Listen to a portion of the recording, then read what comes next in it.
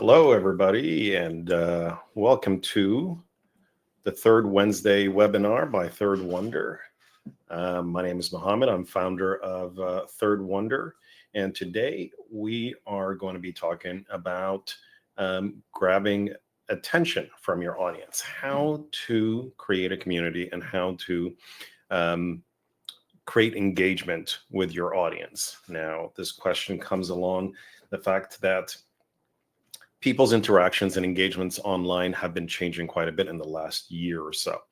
There have been many fluctuations in SEO. People searching on Google has changed, and the algorithms have also changed. And with the advent of AI search, both on Google's side and from competitors like ChatGPT and Perplexity AI and others that are coming into the mix to digest the web for people and create consolidated and summarized information. A lot of the traffic that's coming in from different sources to a person's website or websites in general has changed quite a bit in the last while.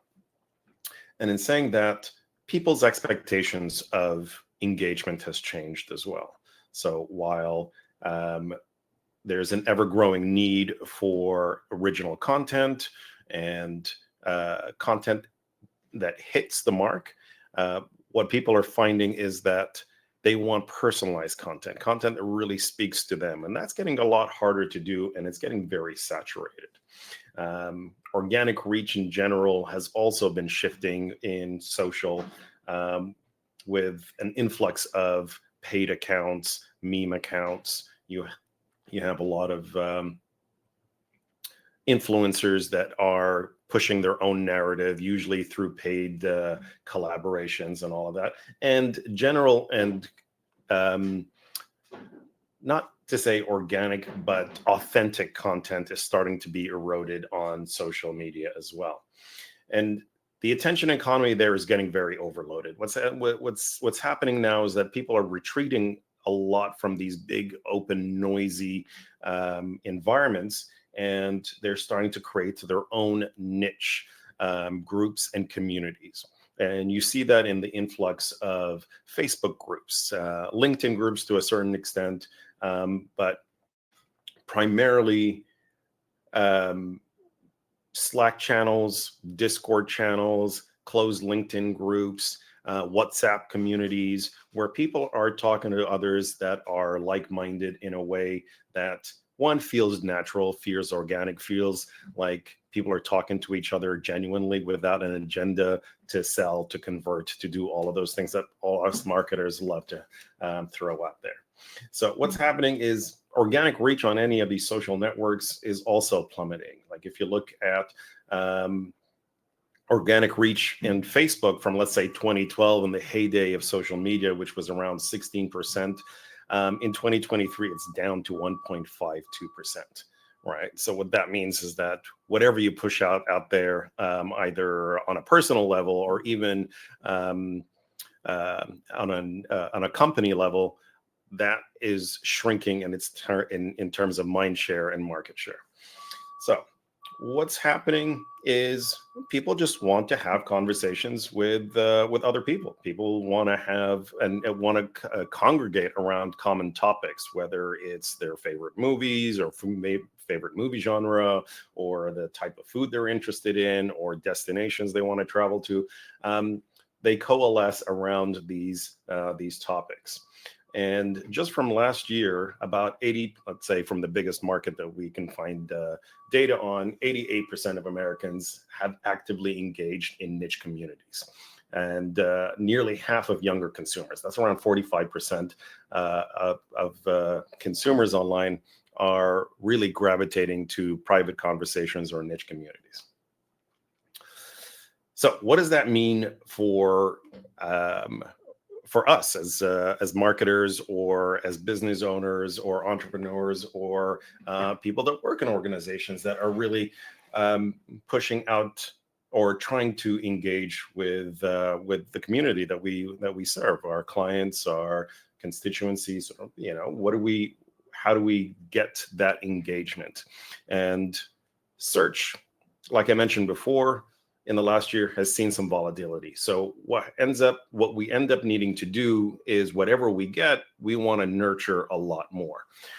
We want to make sure that we get them to engage with us, so that we can also grow our own first-party data about them, because third-party data is going to be harder and harder to get. So what is it that most marketers do these days? This is what we end up calling one-way marketing. Well, with one-way marketing, basically, we just pump out stuff out there. We pump out social content. We pump out blog posts and reels and all of that in hopes that, one of these things will resonate, or we're connecting with them.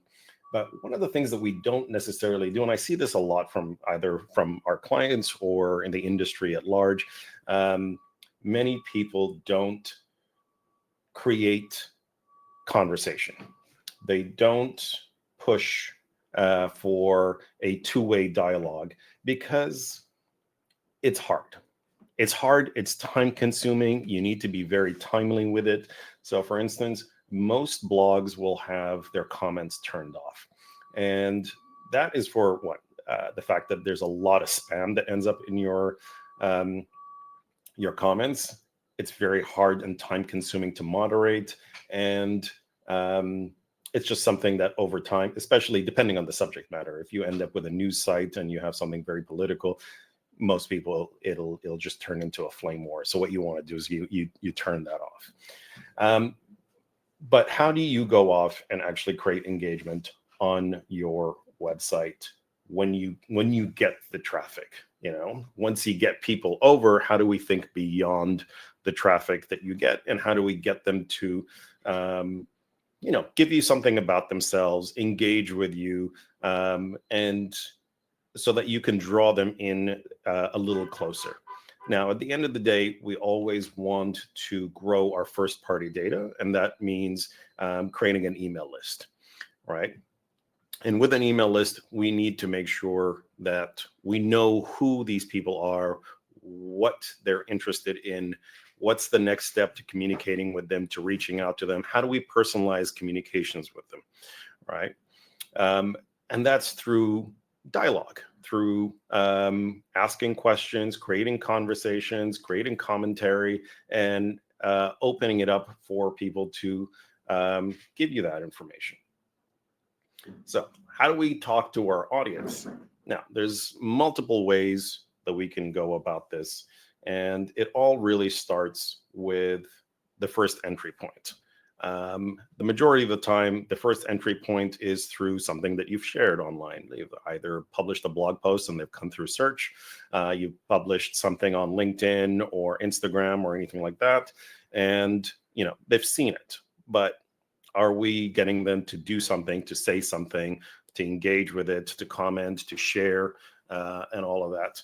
That one increases the reach of that beyond what it is, and at the same time gives us something a little bit about them, right? What is it that interests them in the content you're sharing, and how do we get them to talk about it so that other people can also see some communication and reply, respond, share, and engage? Now, I'm going to talk about a couple of ways to increase attention on content that you have. And I'm going to start off with, let's say, blog posts. We all create blog content. We all engage in, we read blog content, we save it, we engage with it in a certain way. But for the majority of the time, the content is very passive, right? It's just shared out there for people to consume, but there isn't really strong calls to action to do anything beyond that. And the best way to really kind of push people to do something with it is to create micro interactions. It's what we call pattern interrupts, right? So as someone is scrolling through a page or scrolling through a blog post, there's the text, there's images, there's videos, hopefully, there's maybe sort of like embedded social content. Those pieces of media usually give people pause to do something. But in the majority of the time, we don't really get them to do anything with it. So one thing that's super interesting is that interactive content within a blog post, such as videos or engaging content, can really generate about 1,200% more shares and engagement than just regular stuff. So if you're writing a long thought piece, try to add something engaging. Try to break up the content with images that are interesting or funny, or graphs or infographics or anything like that. You know, infographics had their heyday when everything was turned into an infographic, but for good reason. You know, they worked quite a bit, and people shared them out, and they had a lot of SEO value for all sorts of reasons. But the one thing that most people don't do is create engagement points. And what I would say to that is micro polls, right? Creating within your content questions that people can fill out in the form of inline polling or inline surveys. And what that does is asks people what their opinions are, what their experiences are. What is it that they can contribute to you? Everybody loves to give their opinion. Everybody wants to share their experiences. Everybody wants to be seen or heard. And that's a good interaction point or a place for people to say, hey, I want to, you know, I've got an opinion about this. But also, if you frame it in the poll, and that you will also see what other people's, or what the general public actually thinks about something. Do you align with everybody, or are you different? That is a great way to get people to engage with you, but also for them to get something back and see how they fit in. And you know, back in the day, BuzzFeed kind of created that interaction model, and it works really well. So what do you get out of that? One, you get real world data. Data that is unique to the conversation that you've started with a blog post, but also an engagement with your audience. And what that does is you can also capture either their email address or their name to receive the final output of it, or just to get them to engage with you again, like if they want to subscribe to your newsletter and all of that. And there you're getting first party information, you're getting first party data, and you're able to now grow your email list. That works on your blog content, because you're not going to have comments open. That's a different way of actually engaging there. Now, you also want to share your content, right? So what you want to do is any images that you have that you've created yourself, any graphs or any infographics or any original content, there are ways to add click to share, right? So you can take that image and just add a button in there that says share on LinkedIn, share on Facebook, or any of the platform that accepts shared content like that, and make it easy for people to send it out to the platforms that they engage with the most. What that does is, one, it takes that one thing that they thought was really interesting and shares it to everybody else with a backlink to your website, and allows them to put their opinion on it, have a comment on their platforms to their audience, that they've seen something interesting that you've created, and links back to it. Now, most of these social networks don't really like it when people share external links, right? But it is an interaction, and it is a link back to your website, and it is a way to explore. What do you call it? It's a way to have people explore more of your content. So those micro things, micro interactions, getting people to conversate with you without conversation, give you some information about them, but also share your content with the broader public. Now, on social channels, because all of the social channels want people to stay within within their platform, they always will end up devaluing any external links. So if you share an article or if you share a blog post from your side of things onto these social channels, you're going to see your engagement tank. The visibility and reach of that content is going to be very low. For instance, on Instagram, you can add a sticker on a story, right? And usually these stickers, you can add a URL that will take someone to an article or to a donation page or whatever it is that you want people to engage with. That story is going to see very little engagement because it's not going to get thrown in because the algorithm wants people to stay on the app. So how do you get that engagement and send people to content outside of the platform without having your engagement tank? And the way to do that is through automation. Now, there's a bunch of tools for each platform. I think for things like Instagram and Facebook, where it has an open API where people can build products on, you can use something like ManyChat, where you promote people to send a comment or reply with a certain specific word. And that platform, ManyChat, from manychat.com, which is a great platform, it'll listen to, once you connect it with your account, will listen to these engagement points. We'll listen to a specific hashtag that you ask people to comment with, or even a phrase.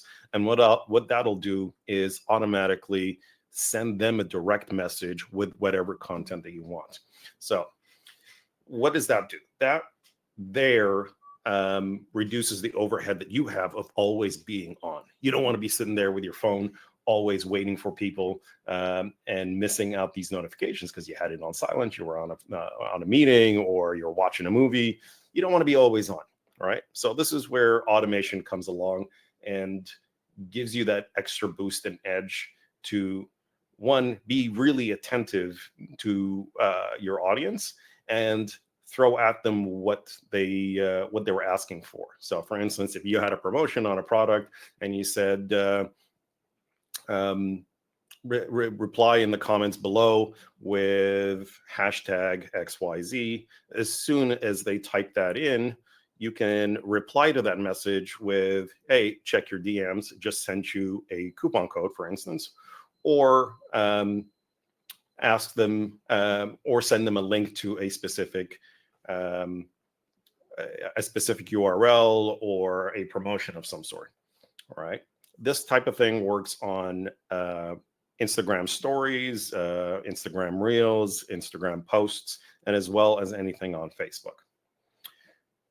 For something like LinkedIn, LinkedIn doesn't have an API in that respect that allows you to do something like that or these types of automations. But what I would say is that LinkedIn has two methods of engagement in that respect. It has polls, which you can send out polls to your audience and ask them information or ask questions that will help you develop or flesh out ideas, but also gonna gauge where people are at. And polls are very, self-explanatory. The other point is documents, carousels, and saved documents. Now, you can take a white paper that you have or a long form piece of content and share it as a document that people can download, and you can see your engagement with these downloadable pieces of content. But you can also use ads to share maybe a teaser of the document, maybe the first 5 pages or whatever it is, or like a cut down version of it with a form attached to it from an ad that says, give us your details, first name, last name, email, whatever it is, information that you want, and we'll email you the full document. So that way, that's almost like a lead magnet from LinkedIn. Right. these are these micro interactions that you want. Now, this is sort of building a rapport or a relationship of reciprocity, right? They're giving you information, you're providing value, you're always creating engagement. The more the conversation is opened up on these platforms, the better it is, for one, your visibility and your reach, but also the perception of you as a conversation starter, as someone that is there not just to talk at them, but talk with them, from a personal level.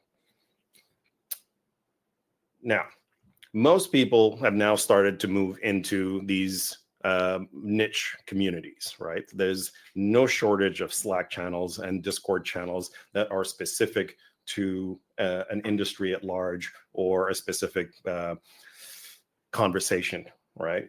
And once you create conversation with people, now it starts to get easier to move them into a closed group or to build a community around that. Now, that's usually the end goal and the holy grail of doing all of this, because you need a critical mass of people to join a community or join a group and have the comfort that they have with you to start conversations and talk with each other. Now, a group could start off with maybe 5 to 10 people, but how do you sustain a continued conversation with your groups over time? And that comes through practice, right? The more you understand about your audience, the more you understand their pain points, through comments, through their interaction, through these surveys and polls, through all of that you've ingested. You can flip that back into conversations in your through these conversations in your private spaces. Now, another way of also doing it as well is doing Ask Me Anything sessions, or let's say webinars like this, where you have someone or you get a guest speaker to come in and talk about a specific subject matter that is interesting to everybody within the group. People can ask questions, and all of that. Now, I've been talking for quite some time, and I would love to hear from you guys. I'm going to have a look at the questions in here, and these are some great ones. Let's see here. Kelsey, wondering what integrations for polls work well in blogs that people have tried. So this is a great question, depending on the type of blog that you have. So if you are using WordPress, we use Gravity Forms for a lot of things. Polls, forms, and all of that, and it has integrations. And what you can do with that integration is actually pipe it into, let's say, your CRM or your any automation tools, which is a great start. Obviously, there is things like Typeform that usually is integrated with other tools like your CRM, HubSpot, Salesforce, whatever it is, but also you can do a lot more with that data if you have Zapier or anything like that. So that's a great question. Thank you. Let's see. Tom, we've got, from my observation of my Instagram traffic, I realized that if you share 1 or 2 stories and it gets high traffic, but if you share more than 3, they don't get visibility. That's interesting in that, yes, Instagram's algorithm is really funny. It's very variable. So what usually Instagram does is when you share something and it gets high engagement in the beginning, it chunks out its delivery process. So it'll show it to a few people, usually outside of your network, and then it gauges if it's interesting or not, and then it'll start to blow it up. If it's not interesting for a small group of people that don't know you, it will reduce the amount of engagement or reach that it gets. But if it's super interesting for people that don't know you, it'll start to ratchet it up. All right. Any other questions here?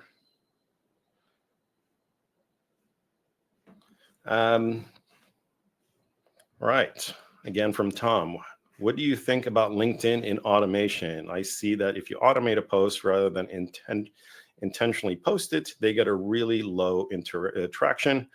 I feel like the algorithm push you to invest rather than organic. So again, with LinkedIn, it prioritizes content that is first party.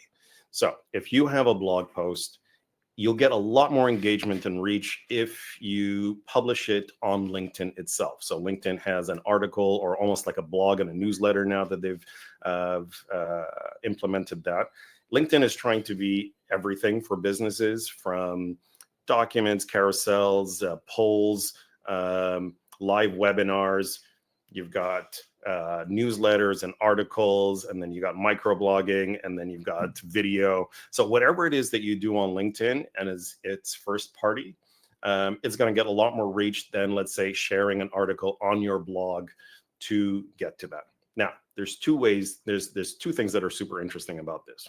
One is that, let's say you share a blog on share an article on LinkedIn, you can put a backlink to your own website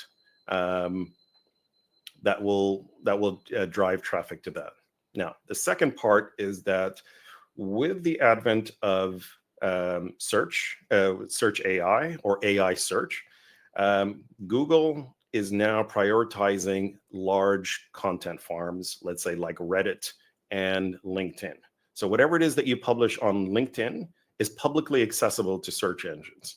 And whatever you do there and it has a backlink, one, the search AI is going to prioritize that because LinkedIn is a source of knowledge and it's a trusted source of knowledge.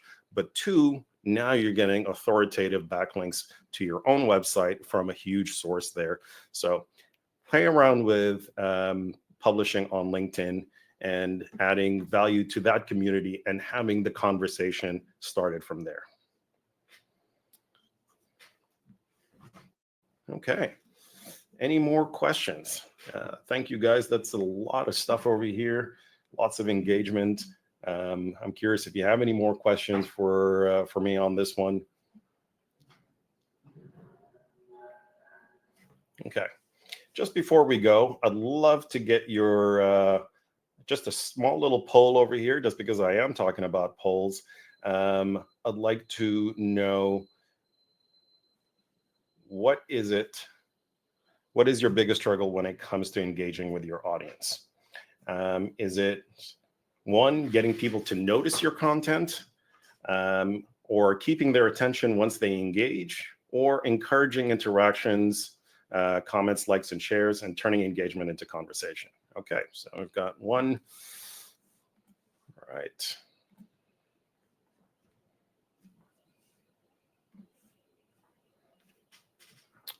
Excellent. Getting people to notice my content. Yes, that is always tough to get the reach out there.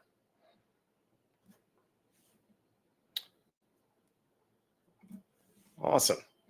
Well, this concludes this episode. Thank you guys so much for joining the conversation. I'd hope to see you in the next sessions, and looking forward to seeing your comments and interactions. We'll be reaching out soon. All right. Thank you.